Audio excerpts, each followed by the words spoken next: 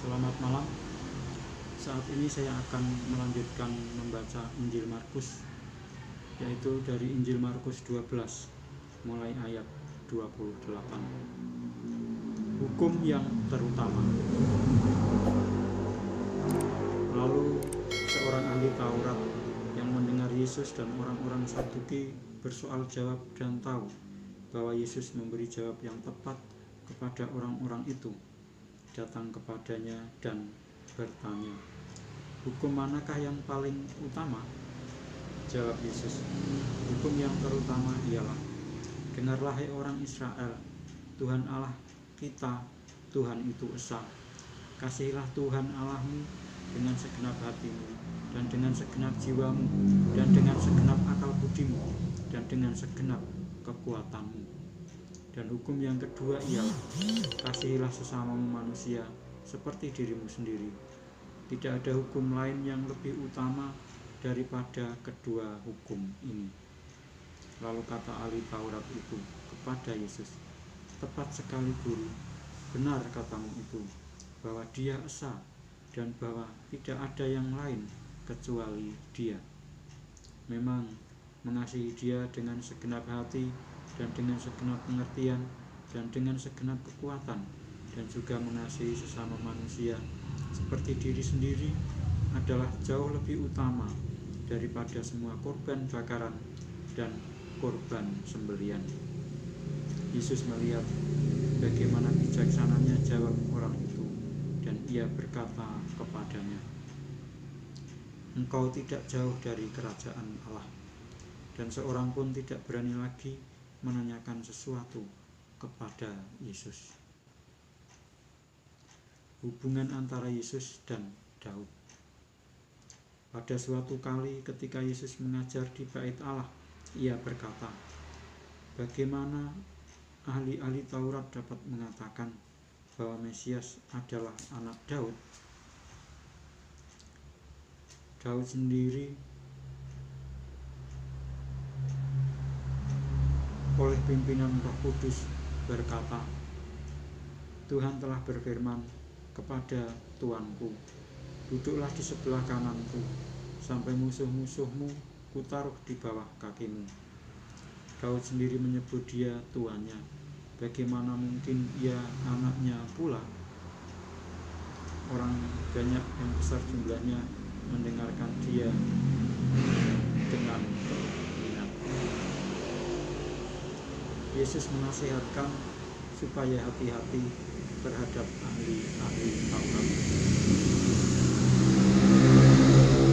Dalam pengajarannya, Yesus berkata, "Hati-hatilah terhadap ahli-ahli Taurat yang suka berjalan-jalan memakai jubah panjang dan suka menerima penghormatan di pasar, yang suka duduk di tempat terdepan di rumah ibadat dan di tempat terhormat dalam perjamuan, yang menelan rumah janda-janda, sedang mereka mengelabui mata orang dengan doa yang panjang-panjang. Mereka ini pasti akan menerima hukuman yang lebih berat." Persembahan seorang janda miskin. Pada suatu kali Yesus duduk menghadapi peti persembahan dan memperhatikan bagaimana orang banyak memasukkan uang ke dalam peti itu. Banyak orang kaya memberi jumlah yang besar. Lalu datanglah seorang janda yang miskin, dan ia memasukkan 2 peser, yaitu 1 duit. Maka dipanggilnya murid-muridnya dan berkata kepada mereka, "Aku berkata kepadamu, sesungguhnya janda miskin ini memberi lebih banyak daripada semua orang yang memasukkan uang ke dalam peti persembahan. Sebab mereka semua memberi dari kelimpahannya, tetapi janda ini memberi dari kekurangannya, semua yang ada padanya, yaitu seluruh nafkahnya." Saya lanjutkan membaca Injil Markus yang ke-13. Khotbah tentang akhir zaman. Bait Allah akan diruntuhkan. Ketika Yesus keluar dari Bait Allah, seorang muridnya berkata kepadanya, "Guru, lihatlah betapa kokohnya batu-batu itu dan betapa megahnya gedung-gedung itu." Lalu Yesus berkata kepadanya, "Kau lihat gedung-gedung yang hebat ini? Tidak satu batu pun akan dibiarkan terletak di atas batu yang lain. Semuanya akan diruntuhkan." Permulaan penderitaan. Ketika Yesus duduk di atas bukit Zaitun berhadapan dengan bait Allah, Petrus, Yakobus, Yohanes, dan Andreas bertanya sendirian kepadanya, "Katakanlah kepada kami, bila manakah itu akan terjadi, dan apakah tandanya kalau semuanya itu akan sampai kepada kesudahannya?" Maka mulailah Yesus berkata kepada mereka, "Waspadalah, supaya jangan ada orang yang menyesatkan kamu. Akan datang banyak orang dengan memakai namaku dan berkata, 'Akulah dia,' dan mereka akan menyesatkan banyak orang. Dan apabila kamu mendengar deru perang atau kabar-kabar tentang perang, janganlah kamu gelisah. Semuanya itu harus terjadi, tetapi itu belum kesudahannya. Sebab bangsa akan bangkit melawan bangsa, dan kerajaan melawan kerajaan. Akan terjadi gempa bumi di berbagai tempat, dan akan ada kelaparan. Semua itu barulah permulaan penderitaan menjelang zaman baru. Tetapi kamu ini, hati-hatilah. Kamu akan diserahkan kepada majelis agama, dan kamu akan dipukul di rumah ibadat, dan kamu akan dihadapkan ke muka penguasa-penguasa dan raja-raja karena aku, sebagai kesaksian bagi mereka. Tetapi Injil harus diberitakan dahulu kepada semua bangsa. Dan jika kamu dikirim dan diserahkan, janganlah kamu khawatir akan apa yang harus kamu katakan, tetapi katakanlah apa yang dikaruniakan kepadamu pada saat itu juga. Sebab bukan kamu yang berkata-kata, melainkan Roh Kudus. Seorang saudara akan menyerahkan saudaranya untuk dibunuh. Demikian juga seorang ayah terhadap anaknya. Dan anak-anak akan memberontak terhadap orang tuanya dan akan membunuh mereka. Kamu akan dibenci semua orang oleh karena namaku. Tetapi orang yang bertahan sampai pada kesudahannya, ia akan selamat. Siksaan yang berat dan Mesias-Mesias palsu. Apabila kamu melihat pembinasa keji berdiri di tempat yang tidak sepatutnya, para pembaca hendaklah memperhatikannya. Maka orang-orang yang di Yudea haruslah melarikan diri ke pegunungan. Orang yang sedang di peranginan di atas rumah, janganlah ia turun dan masuk untuk mengambil sesuatu dari rumahnya.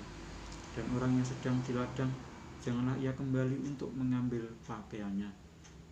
Celakalah ibu-ibu yang sedang hamil atau yang menyusukan bayi pada masa itu.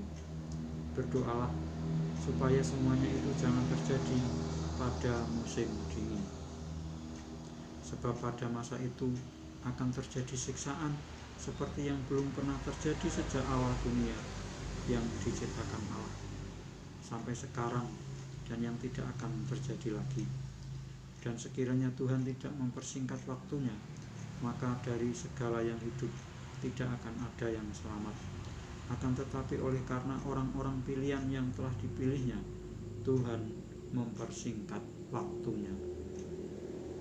Pada waktu itu, jika orang berkata kepada kamu, "Lihat, Mesias ada di sini," atau "Lihat, Mesias ada di sana," jangan kamu percaya. Sebab Mesias-Mesias palsu dan nabi-nabi palsu akan muncul, dan mereka akan mengadakan tanda-tanda dan mujizat-mujizat dengan maksud sekiranya mungkin menyesatkan orang-orang pilihan. Hati-hatilah kamu. Aku sudah terlebih dahulu mengatakan semuanya ini kepada kamu. kedatangan Anak Manusia. Perumpamaan tentang pohon ara. Tetapi pada masa itu, sesudah siksaan itu, matahari akan menjadi gelap dan bulan tidak bercahaya, dan bintang-bintang akan berjatuhan dari langit, dan kuasa-kuasa langit akan goncang. Pada waktu itu orang akan melihat Anak Manusia datang dalam awan-awan dengan segala kekuasaan dan kemuliaannya. Dan pada waktu itu pun Ia akan menyuruh keluar malaikat-malaikatnya dan akan mengumpulkan orang-orang pilihannya dari keempat penjuru bumi, dari ujung bumi sampai ke ujung langit. Tariklah pelajaran dari perumpamaan tentang pohon ara.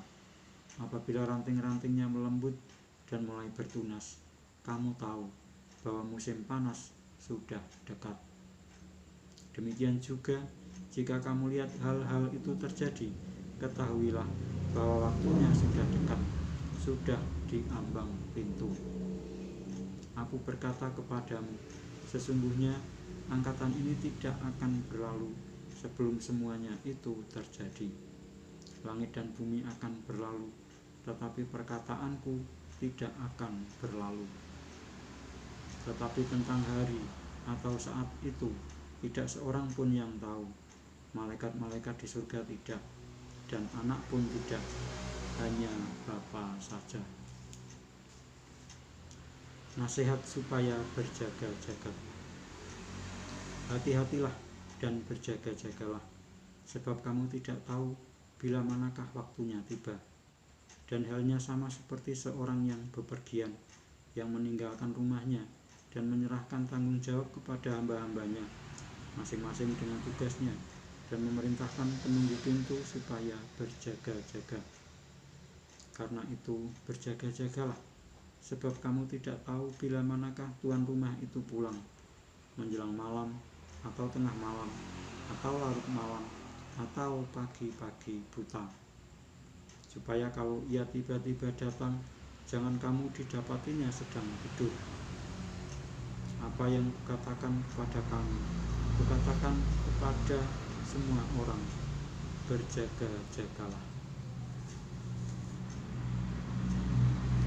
Saya lanjutkan membaca Injil Markus yang ke-14. Rencana untuk membunuh Yesus. Hari Raya Paskah dan Hari Raya Roti Tidak Beredi akan mulai 2 hari lagi. Imam-imam kepala dan ahli-ahli Taurat mencari jalan untuk menangkap dan membunuh Yesus dengan tipu muslihat. Sebab mereka berkata, jangan pada waktu perayaan, supaya jangan timbul keributan di antara rakyat. Yesus diurapi. Ketika Yesus berada di Betania, di rumah Simon si Kosta, dan sedang duduk makan, datanglah seorang perempuan membawa suatu buli-buli pualam berisi minyak narwastu murni yang mahal harganya. Setelah dipecahkannya leher buli-buli itu, dicurahkannya minyak itu ke atas kepala Yesus. Ada orang yang menjadi gusar dan berkata seorang kepada yang lain, untuk apa pemborosan minyak narwastu ini? Sebab minyak ini dapat dijual 300 dinar lebih, dan uangnya dapat diberikan kepada orang-orang miskin. Lalu mereka memarahi perempuan itu, tetapi Yesus berkata, biarkanlah dia, mengapa kamu menyusahkan dia? Ia telah melakukan suatu perbuatan yang baik padaku, karena orang-orang miskin selalu ada padamu, dan kamu dapat menolong mereka bila mana kamu menghendakinya. Tetapi aku tidak akan selalu bersama-sama kamu. Ia telah melakukan apa yang dapat dilakukannya. Tubuhku telah diminyakinya sebagai persiapan untuk penguburanku. Aku berkata kepadamu, sesungguhnya di mana saja Injil diberitakan di seluruh dunia, apa yang dilakukannya ini akan disebut juga untuk mengingat dia. demikianlah saya telah membaca Injil Markus sampai dengan Markus 14 ayat yang ke-9, dan saya akan melanjutkan membaca Injil Markus 14 mulai ayat 10 tentang Yudas mengkhianati Yesus pada kesempatan yang akan datang. Sekian, terima kasih.